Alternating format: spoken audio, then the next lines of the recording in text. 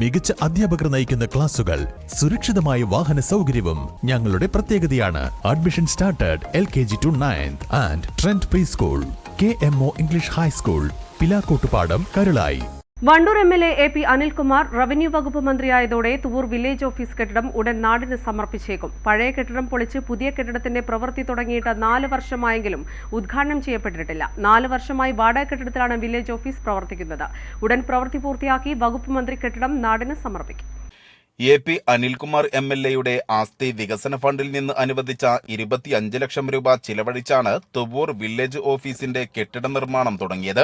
കാലപ്പഴക്കം ബാധിച്ച പഴയ കെട്ടിടം പൊളിച്ചാണ് പുതിയ കെട്ടിടം നിർമ്മിക്കുന്നത്.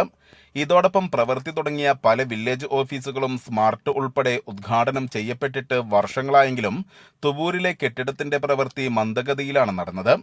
ഇപ്പോൾ കെട്ടിട നിർമ്മാണം കഴിഞ്ഞെങ്കിലും വയറിംഗ്, പ്ലംബിംഗ് ഉൾപ്പെടെ ബാക്കിയാണ്.